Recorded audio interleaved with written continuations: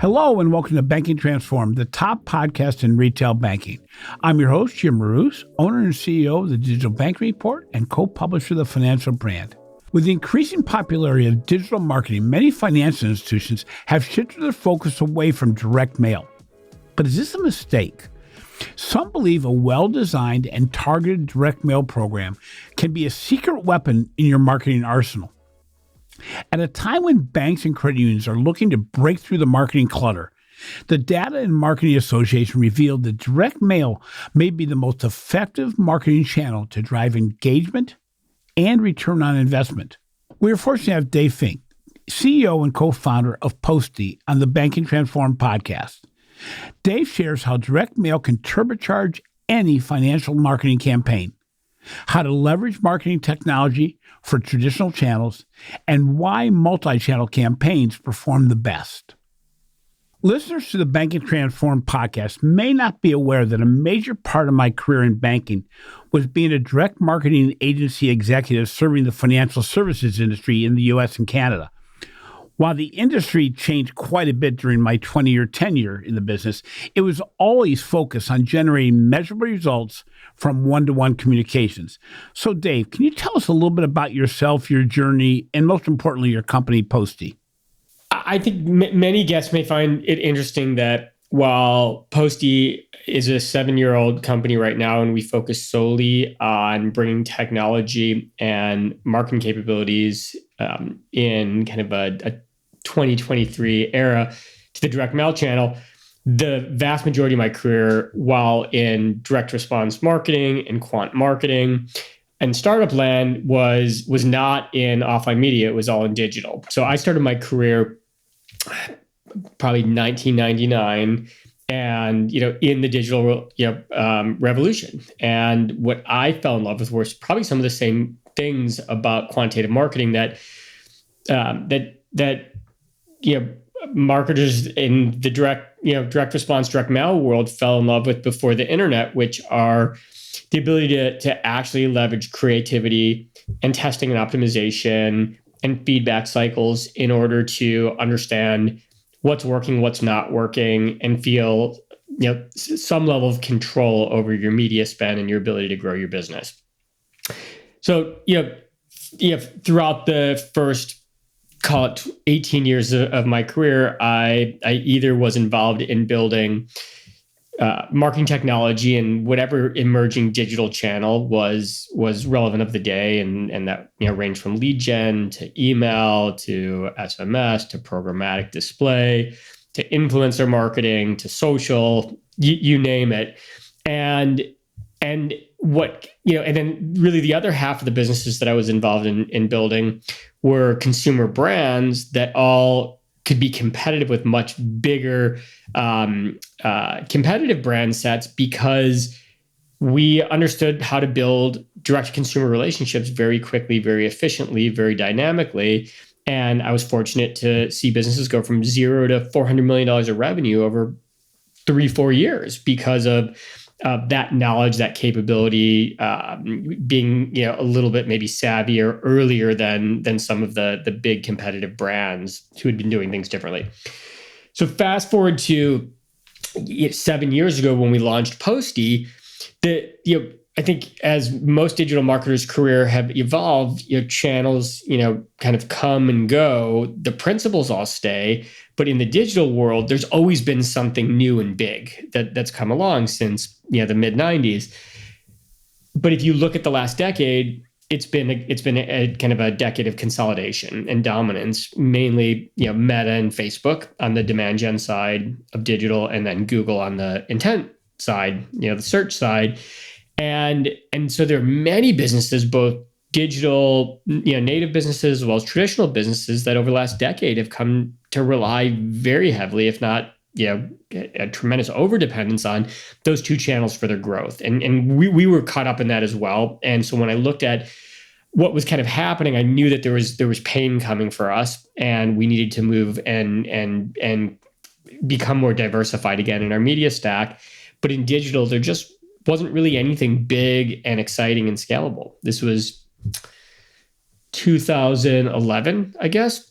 And if you think back to, sorry, not 2011, 2016, if you think back to that kind of time period, TikTok didn't exist. It was still an app called Dance Bite.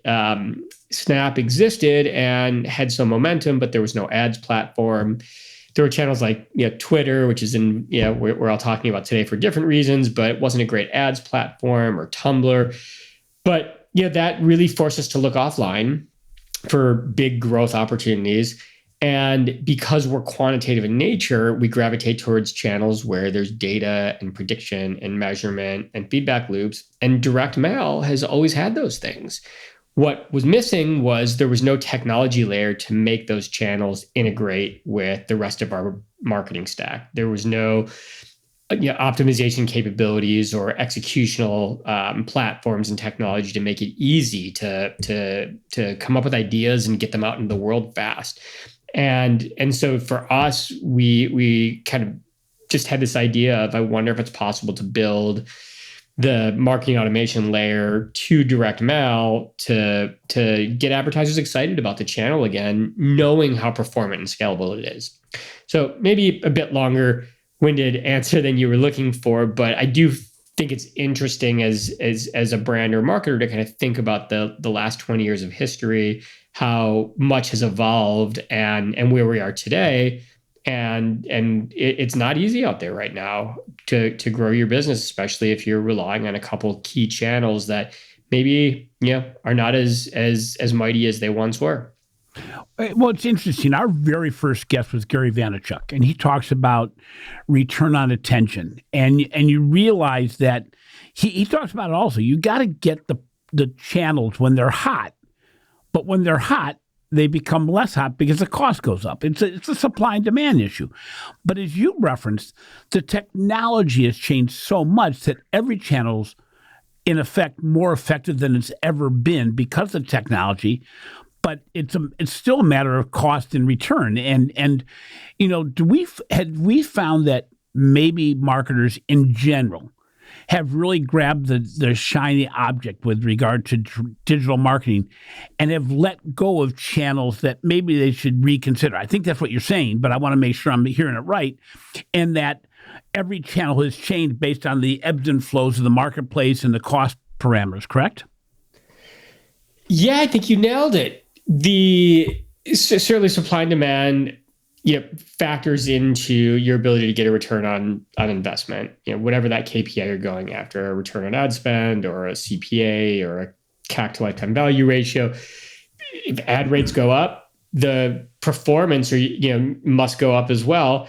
And for a long time, platforms like Facebook and Google, invested in big data and eventually machine learning and optimization capabilities in their interface that allowed us to get smarter and constantly, move towards optimization. But at some point, you've kind of squeezed every bit of juice out of a lemon, and there might be some incremental gains here or there. You might fight off some ad performance deterioration, but at some point, you're going to kind of hit an asymptote.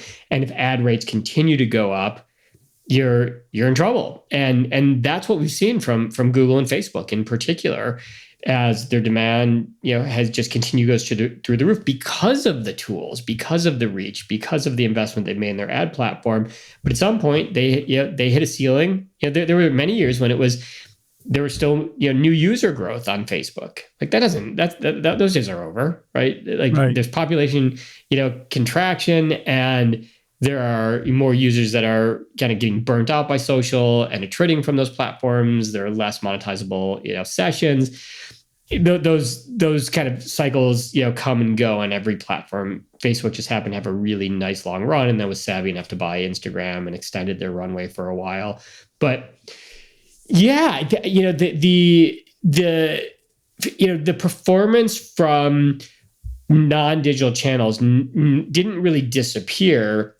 I think that just as marketers, the tools that were put in our hands from digital ad platforms and all the innovation that were bred into those channels gave us the ability to get better at our jobs. We could leverage more interesting data. We could bring our first party data to platforms. We could be really predictive in leveraging lookalike models on top of consumer segments, more insights into what's working, faster testing and iteration cycles. Like all those things just made us better. Yeah, the whole world moves faster, right? I mean, it wasn't that long ago that you could go home from work and relax. And when was the last time your phone wasn't blowing up or you didn't hear dings all over your house? And that just doesn't happen. The expectation and the speed and pace of our life across the board. If I don't, respond to one of my kids' texts within 13 seconds, I'll get a second one, right? Like, our jobs are no different. Marketing's no different. And so for us, we can't fight that. Like, there's probably not any going backwards to a more peaceful world of less expectation. But as a brand, as a marketer, as a company that needs to grow, we can't lose sight over, at the end of the day, all we're trying to do is tell our story, target and spend, allocate our budgets most effectively to engage the right prospect segments or right consumer segments that we think we can be most helpful with, get our message out there into the world where those prospects and customers are spending time, and hopefully make better decisions as we see which channels are driving most engagement. So whether it's direct mail or linear TV or addressable TV or radio or out of home and billboards or social or search or programmatic display or email or SMS or on and on and on, it's going to be, what works is going to be a little different for each business. And the more, I think, technology layers to make our lives easier and to put more power in our hands so that we can optimize those channels, the more likely we are to find success. So it's interesting. I get home, from the store. I go to the mailbox. There's nothing in there. I may visit the mailbox once or twice a week when it used to visit it all the time. The mailbox is somewhat empty compared to what it used to be. Is this a challenge or an opportunity in the marketplace? Sometimes, that empty mailbox may mean you have a much, back in the day, you'd have 20 different offers from financial institutions in your mailbox every day. Now that isn't the case. Is this an open opportunity as opposed to a challenge? I think it's pure opportunity. Look, I mean, the mechanics, mail still gets delivered. So there's a delivery, distribution network, right? We're a platform that measures every touch point, every campaign. There are hundreds of millions of pieces of marketing mail coming off of our platform, tens of thousands of campaigns being run, and we see the performance. So I can definitively, look you in the eyes and tell you that this channel works across the broadest set of advertiser categories. That doesn't mean that every campaign, every message, every audience is going to respond the same way. So you have work to do, which is why we have a job in a company. We're trying to make you more efficient and give you more capabilities. But arguably, I guess any channel can get saturated, but I can't speak to. I don't think there's been any studies to suggest how many pieces of mail hitting a mailbox in a day, a week, a month would drive saturation. But what I can tell you is that the campaigns that are being delivered, when you're leveraging, good targeting, good data, you're bringing your first party insights, just like you are in your digital channels. You're being thoughtful about how to speak to your customers, leveraging the same best practices that are working across any channel, digital or offline.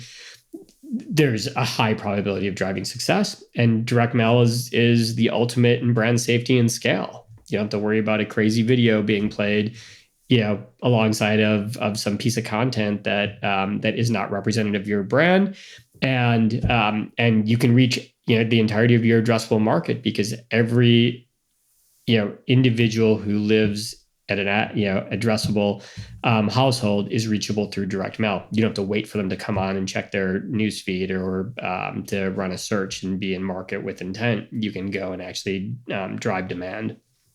So you've referenced it multiple times already, the fact that, you have a way to measure and monitor results better than I ever did when I was in the industry, in the direct marketing industry. You also have the ability to measure the effectiveness of marketing mixes of different channels. How can you share something around how the marketer can bring quant to the mailbox? Sure. Well, it's more accuracy and ease than anything else. So direct mail is the original quantitative measurable channel. It wasn't always easy. It wasn't always 100% accurate because data hygiene is always something that requires investment that not every marketer has the ability to invest in. But if you think about direct mail, you're starting with with an addressable audience, right? You know everyone in the audience, you know the name and address of those individuals. You've selected those people for a reason, hopefully. And then if in not all cases, but if you're a brand that is closing the loop on at the point of conversion, certainly digital brands, but any POS that captures that identity at checkout, which more businesses have robust loyalty programs. Certainly in the financial institution, there's know your customer, so you're creating an actual account for that individual. That feedback, that data can be fed back into your campaign management, and you can look for matches between an individual that received a specific piece of creative during a specific attribution window and an action that they took with your website, with your POS, with your lead form, et cetera. The challenge has always been you're doing this off of multiple Excel sheets and mail merges. The data doesn't match one-to-one, especially when you get into big campaigns of tens of thousands, hundreds of thousands, millions of records. There's no way to go through one by one and realize that, road is spelled out here and RD was entered upon conversion. And so that doesn't actually attribute. So software makes that all possible. And just like in the digital world, Posty, big component of the Posty platform is identity management. And so when an individual converts, that data gets normalized, just like when an individual is included in a campaign and that campaign goes to production, that data is normalized. And so when we see a conversion, the platform sees a conversion, it can very accurately attribute it back to a specific test cell within your campaign structure. No different than digital. Yeah. So when you're looking at a client, when you're sitting down with a client, does direct mail fill a pocket of opportunity with regard to, is it better with brand building? Is it better with loyalty? Is it better with acquisition? Or is it different based on the offer? I mean, when I was involved in direct marketing, we kind of knew where direct mail played the best within the media mix. Is that still the case, or is it because of the quantification available, the measurement available, the analytics available, it can be used for everything almost just as effectively as other things? Well, I love it because it's one of the rare channels that can attack the full funnel. So we talk a lot about this when we're educating and engaging with a prospect brand. We break it down into kind of three different core buckets. So and you talked about all of them. So there's the holy grail for any growth organization is prospecting, top of funnel acquisition. And because there's a wealth of data that can be used in very similar ways to target and to get smart over time, the same way that Facebook builds lookalikes, or you're training models on your programmatic platform, your direct mail, in theory, you can benefit from those same kind of use cases of data. And we've worked really hard to make that simple and integrated and easy. Then you go kind of the next step down, and it's what I would call mid funnel. So you're collecting all this first party data in your mobile apps and your lead forms, and maybe lead collection data if you in the world, kind of in world, website visitor data, cart abandonment, funnel abandonment, all of that first party data that hopefully your pipes are set up to collect. You can activate in digital channels, but you can also activate in direct mail. So you can do things like funnel abandoners, cart abandoners. You can do email converting, or email capture non-converters, or lead capture non-converters. all that mid-funnel data where like you've worked really hard to engage those interested parties, but they didn't make it all the way through a revenue generating action. How do you put that insight to work? And direct mail through a platform like Posty can make that possible, bring that to life. And then you go down to the bottom of the funnel. Now you have CRM, right? That's your liquid gold. Like, here are your customers. These are individuals who have transacted with you. Maybe they're not behaving the way that you want them to. You think that you haven't built the loyalty yet, the repetition. Maybe you want to drive tighter intervals between transactions. Maybe you want to introduce different products and cross-sells to increase the lifetime value or the average order value. All that is incredibly not just possible, but performant with direct mail. So you have the full funnel there. Depending on the size of the brand and your marketing team, it could be overwhelming to think about going into the channel and attacking the full funnel all at once. And the key there is to just lean in and with either a company like us or with your team and start prioritizing where you think you can get the greatest gains.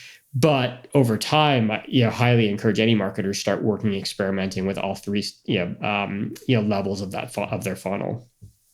So, what are some of the secrets of today's direct marketing, direct mail, that most marketers just miss? If you're going in to visit a client or a prospect for the first time, you're saying, here's some things that most people just don't know the way they used to or they never knew.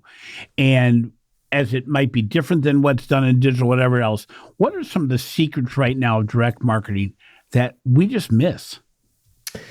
Well, that's a big question. It's a important question, I think. So first, I would start with this idea of, if you're an there are two types of organizations that are out there. There's the type of organization that is currently doing direct mail, and then there's a wide grouping of them, but we'll look at the extreme. They've been doing direct mail for decades. Core part of their marketing mix. They're doing it the same way they did it before. It's long lead times. They're sourcing data the same way. They're running their same cadences. Maybe they're doing some light testing because it's complicated to get different ad formats. They're optimizing mostly on cost. How can I get cheaper paper? Or how can I print cheaper? That's I remember those days. Yeah. Yeah, that's their optimization layer. Then there's the opposite end of the spectrum. There are people that had never even seen a stamp before, right? Everything they do is digital, maybe they've done some TV or some other offline channels, but they've never run direct mail at all. In the way that we oftentimes talk with each side is slightly different. Doing direct mail have their ways of doing it. Typically, those organizations are running direct mail in a silo, but yet they're running all their other channels integratedly. They're looking at media mix modeling. They're thinking about multi-touch funnels.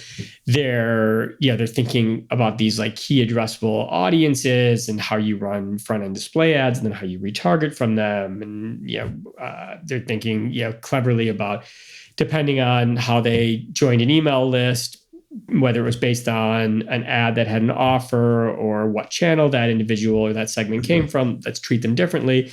But direct mail is kind of being done the same way that they've always been doing it. To me, that's the biggest miss. The opportunity is to think more dynamically. It's not to think about like direct mail as a separate thing, but to think about it as, here is this segment of individuals that we're reaching through any number of channels. How do we maximize our media exposure? How do we ensure that the storytelling is consistent and that whether it's what the story that we're telling through direct mail or a newsfeed ad or a display ad or an email or a billboard, it's all working together to drive efficiency. That to me is the key, and that you do need technology for, or you need a lot of people and custom engineers and data scientists, which the biggest companies in the world may be able to do, but most mortal companies don't have the capacity to build those type of teams. When we talk with the never done direct mail brands, the idea is to demystify it. It's to get them coming to the channel thinking no differently than they do in digital. What are you looking to accomplish? You're looking to drive new customer acquisition in a younger demographic. That's an core mission for the company. Awesome. What type of first-party data do you have that you can gain insights from and start activating to build lookalike models or CRM segmentation or whatnot? Awesome. What story's working? What's working in an email? What's working on your landing pages? What messaging is your sales team leveraging out in the world that's landing and driving engagement? Great. Direct mail, creative should look no different than those other channels. It's got to be an integrated part. And all of a sudden, it's no longer like, ooh, I'm all nervous about direct mail, or direct mail is different than everything else. It's like, oh yeah, just another touch point. How do we move quickly? How do we, come up with an idea, get it out into the mail, within a day or two? How do we get results coming in within a week? And how do we see how that, is affecting not just direct mail performance, but are we getting benefits in Facebook? Our email, touch points converting at a higher level? Is our display or retargeting now converting at a higher level? It all works together. And that's, for us, that's why we felt like investing in technology was what could be additive and valuable in the marketing ecosystem. Is attribution the holy grail? I mean, is that the thing that kind of drives everything? Because nobody, in most cases, organizations are not doing one channel at a time. They're doing multiple channels. And the secret was always, geez, how do we know where the sale actually happened, or what part of that sale was driven by a mix that was these three, these four, these one or two channels? Is that really what everybody's looking to try to answer, which is what is the right marketing mix to get the intended action to take place? Well, sure. Look, attribution's luxury, digital native brands, mobile apps, brands like, Gap or in your, J. Crew or Victoria's Secrets that have huge, loyalty programs. They can capture, identity data with almost every transaction. They have an advantage over a local business that doesn't capture that data. Similarly, in the banking world, almost all transaction data is going to have identity built into it, and so there's a luxury there. Look, there's no such thing as perfect, and so saying that attribution is everything, suggests that if you're a brand that can't run direct attribution, you should give up on marketing. And what I would argue is that the two components that are most important in marketing that everybody can do is leveraging the best data available to be as predictive as possible, which eliminates waste and gives you the highest leverage possible in who you're reaching with your budget. So data, right? And then the other is being thoughtful and consistent with your marketing message, whether that's look and feel, design, the specific images that you're bringing to the table, keeping your offers consistent so there's not, consumer confusion in the marketplace. Those two things lead to success. Right. Attribution helps you have greater understanding into what's working and what's not working so that you can get smarter and smarter and smarter. But the targeting on the front end and the experimentation with the appropriate messaging is what drives the performance. Measurement just tells you whether you got it right or wrong. So you can still do a lot. You can bring a lot of advantage to the table, even if you are not a brand that can measure all the way through. With that being said, it makes it better for sure. It's a huge advantage. And we should all, as marketers or brands, be thinking about ways to close the loop with prospects and consumers so we can capture more data, get smarter, make sure that we're communicating effectively with our marketing budgets. We'd like to thank our sponsor, Microsoft. See how Microsoft can help unlock new opportunities at speed and scale through innovative business processes, delivering differentiated customer experiences across channels, innovating new products and services, and redefining new ways of thinking. Find out more at Microsoft.com/financial services. This show is sponsored by FIS. When it comes to global payments, there's no standard consumer or one-size-fits-all solution. Each market's payment landscape is unique, and so are its consumers. So, how do you decide what's relevant for your business and your customers? Start with a global payments report from FIS. With data on more than 48,000 consumers covering 40 global markets, the Global Payments Report breaks down how consumers pay today, both online and at the point of sale, and how their behaviors will change over time in the future. Get up to speed with a fast-changing payments landscape and position your business for future growth. Download the Global Payments Report today by visiting worldpay.globalpaymentsreport.com. FIS, advancing the way the world pays, banks, and invests. Welcome back to Banking Transformed. So I'm joined today by Dave Fink, CEO and co-founder of the marketing technology firm Posty. We have been discussing why direct mail should be part of every financial marketer's marketing mix. So Dave, I think we both agree that FIs still leave money on the table by not fully incorporating the power of their own data and the technology in the field today. What are some strategies that you can share for capturing some of that extra revenue, or at least putting it to work better? If you were to say, what are the first three things that financial marketers should do to make it so their direct marketing performs better?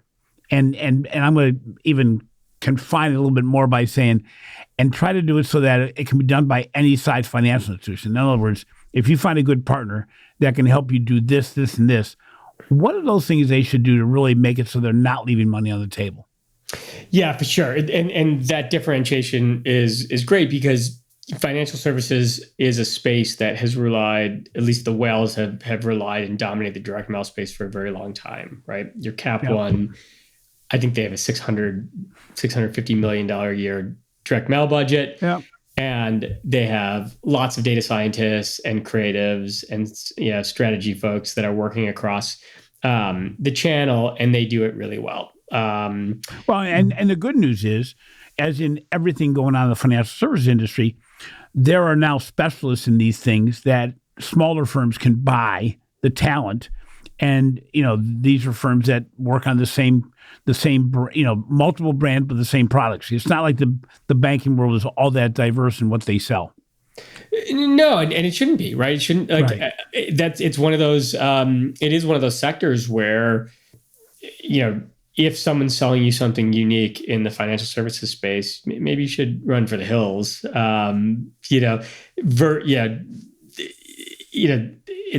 is a well-oiled machine, and we kind of all know how deposits work and how loans work and how securities work, and it's more about who you can build a relationship with and trust, and who understands your business, or if you're on the retail side, who understands folks that look like you, so they can help guide you into the right products and decisions within their portfolio. We took a little bit of a detour there, but getting back to your original question, the beauty of, I think, the way we think about the world is that we want any marketer to be able to access the best data available, the best modeling and mathematics, and right now machine learning, algorithmic based prediction is next level, and drives next level performance. Having the ability to execute without needing an enormous team, having some visibility into, as we talked about earlier, measurement and what works, and to be able to wake up in the morning, have an interesting idea, and not be intimidated to execute on that idea that could help you achieve a marketing goal. The kind of, I think the three buckets of things that any of your listeners could be doing is, one, it's insights. It's starting from a place of strength, and each financial institution has lots of data on their customers. They know what products and services that their customers are engaging with. The next level becomes what type of third-party data out there can be used in order to build prediction or gain more insights into the unique nuances between why different individuals came and became a member of a bank or credit union, financial institution, et cetera. The more that you can gain insights into who and why these individuals are behaving the way that they do, the more likely you are to be able to work with your creative or come up with the right, think about the right messaging and find more impact in the way that you're communicating with prospects or the way that you're upselling existing customers. And so that comes from, again, I'm just a big believer in a lot of the tools and functionality that we built into the platform is all about not even just the execution. It's free. It's having an account gives you access to it, but being able to integrate your CRM and be able to see what all the big data providers are saying or helping you understand about your customer base. It's about doing things like clustering and recognizing that not every segment within your customer base is there for the same reason or looks the same. And so now when you start saying like, okay, now it's time to start allocating budget to go after a specific marketing goal, now we can look and say like, hey, it's not just that we want more customers in general. It's that we want more customers that look like buyers of this product, or we want more customers that historically have been responsive to this message before because they have a higher lifetime value, or they're easier to service. And so we can be more efficient with our customer service, support teams. Now all of a sudden you can go and you can start shaping models and targeting and audiences so that you're not just allocating budget on segments that are likely to convert and deliver a return on ad spend, but that are also likely to behave in the way that you want good customers to behave. Like that's possible in all these quantitative channels. Direct mail is no different. That seems really daunting, but with modern software, it's possible to do it. And it's possible to do it with one marketing person. You don't have to have a whole team of individuals. You need someone that's going to engage, in the channel and learn the capabilities and work with their account team, and the returns can be tremendous. I think that's where it really starts, and then from there it becomes, once you understand the specific nuances within your first party data set, once you have the confidence that you can actually target individuals that look just like those individuals, now you can start thinking creatively about what are the messaging, what is the frequency, what's the look and feel, what are the products we want to feature, what are the benefit statements, what are the call to actions, and that's just a rinse and repeat, right? And as markets move, as consumer needs change, as demographics shift, in your customer base, et cetera, you have this. The capability now to constantly gain insights into it, what's worked up till now, what's not working, what's no longer working, how to activate it, and then how to bring the right messaging, offers, content into those marketing campaigns. And that's the magic. It's interesting. One of the elephants in the room, and there's probably several, but it's the privacy legislation that's getting more and more tenuous for marketers of all types, direct marketing, digital marketing, all marketing. The third-party tracking cookies are all but dead. How does the modern marketer adapt to this new environment? Well, we're all learning, right? The cookie is supposedly dying, but hasn't yet. So we don't have to move away from it yet, although cross-device measurement has become blurry at best, and that's affected performance of certain channels. I think first-party data is one component that's not going away. You have you always it would be impossible or very hard for legislation to change your ability to actually know your customers, like in a financial institution, there's something called, KYC, right? You have to know your customers, right? So it's one of the benefits the banks have. I mean, the reality is it's not somebody just walking in the store, walking out. We kind of know everybody that walks into the store of a financial institution. They have a regulatory responsibility to do it. And because of that, there's always going to be tremendous insight there. The way you activate that data may change depending on how some of these marketing platforms choose to engage with their own data collection and maybe guided by some of the state regulations. At this point, in the United States, there's still lots of permissible use cases for data. So I don't think that's going away. It's putting more onus on players like us to continue to be leading the way in ethical use of data, transparency, disclosure, understanding what data we're collecting, how we're collecting it, ensuring that we're not using it in ways that consumers wouldn't expect it to be used. Those are all good things. We deserve those. I think as humans, it just drives good behavior. As far as I think the question is more than in a changing marketing landscape, right? So I think like bigger concerns right now are, assuming that you're playing above board and you're already someone who's, a company that's committed to, playing by the rules and doing right by your customers. Like chances are there's not going to be a whole lot of operational change that you need to take. There might be some expenses associated with technologies that come out to help you manage opt-outs and privacy policies and things like that. But those are good things. I think we can all agree. I think the bigger concern is going to be if we've come to an over-reliance on Google and all of a sudden a partnership between Bing and OpenAI changes consumer behavior. And now search, the number of searches and searching your results page is posted in any given topic on any given day drops by 20, 30, 40, 50%.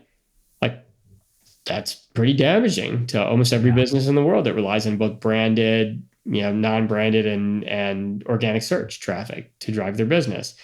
What happens if the world finally gets tired of Facebook and realizes, hey, they're in the business of addicting teenagers to their platforms, and that's not a good thing. And so parents get more actively involved. And next thing you know, Facebook, monetizable ad impression rate drops, 10, 20, 30, 50%. What happens there? That changes the landscape tremendously because they have those walled gardens to become such powerful beasts. And I don't think anything we've talked about up till now doesn't apply. It's the same thing. It's you have insights into your first party data. You look for ways to leverage that knowledge through your authentic and appropriate messaging and storytelling on the channels that are available to activate those audiences. And the channels may change, but if you take a first party data first approach, then it's just more different integrations, experimenting with new and old channels, and reallocating your media mix, which should just be a never ending. Like that was always the case. It's only been in the last 10 years since Facebook became as big as it did that we all kind of got hit with the dummy stick a little bit and said, oh, we can just build, throw 80% of our budget on Facebook and everything will work out. That worked for a few years. Hey, there's no cost. Well, there's cost, but there was at the beginning. It's like everything else. The cost caught up with everything. But it's interesting. Even Google, I see that by the time a search is done, you're gone through 5 ads. How effective are those ads, and how do you make them more effective? And I think your overarching theme here that you've been mentioning since the very beginning is you've got to keep on top of all these channels, because the return on awareness and return on attention is going to change dynamically every day. We see it, we're not in the direct marketing business, but we're in the publication business. And we derive a lot of our page views based on Google. Every time Google changes their algorithm, it screws us up. Once in a while we benefit from it, but all of a sudden we realize, geez, we got to change something else in what we're doing. And they don't give you the rule book. So they don't tell you exactly what they've done. You just know that all of a sudden, out of nowhere, your response or your awareness has gone down. And you're going, okay, what element do I have to change? And who's going to be in the marketplace to say, we found where the key was, where the little thing was. And so much of this is intangible in that sense. But I think that's what makes direct mail kind of like a go-to, because you do control a lot more of the dynamics, especially when you're using first-party data, especially when you're using third-party data that's been traditional data that's been used for a long time, be it anything from credit bureaus to new address matches, and you get into a situation that, you sometimes have to get back to the basics to make the other components work better. And I think another thing that I get a takeaway from what you're saying is direct mail also assists all the digital channels that you're you're really excited about, the silver objects out there. But technology is going to drive all this. You know, we had the CMO of MasterCard on the show, and he's just dynamically just intelligent beyond belief in how he's worked with different channels. But at the end of the day, he gets to the point that says, if you're not keeping track of the analytics, the monitoring, the attribution models, human behavior, you lose. Doesn't matter what channel you use. So, you know, I really appreciate you being on the show today. You know, as I told you before the podcast, interestingly, while it's my background, it's not a topic we've covered as much as we probably should. And especially in the financial services field, it's still a channel that's used quite frequently because of the power of first-party data, because of the effectiveness of direct marketing and direct mail as part of the overall marketing mix. So we will stay in touch. This has been a good conversation. I appreciate your time. Yeah, I'd love to stay in touch. And look, it's always fun to talk to someone who has a history in the channel, because it has evolved over the last 30, 40 years, very slowly, but more recently now, all of a sudden, we're wisening up to it's not any different than a digital channel. Thanks for listening to Banking Transformed, the winner of 3 international awards for podcast excellence. If you enjoyed today's interview, please give our show a 5-star rating on your favorite podcast app. In addition, catch my recent articles in the Financial Brand and the research we're doing for the Digital Banking Report. This has been a production of Evergreen Podcast. A special thank you to our senior producer, Leah Haslage, audio engineer, Sean Roll-Hoffman, and video producer, Will Pritz. I'm your host, Jim Marous. Until next time, remember that direct mail may not be the flashiest marketing channel. When executed well, though, it can be the most powerful tool driving engagement and conversions.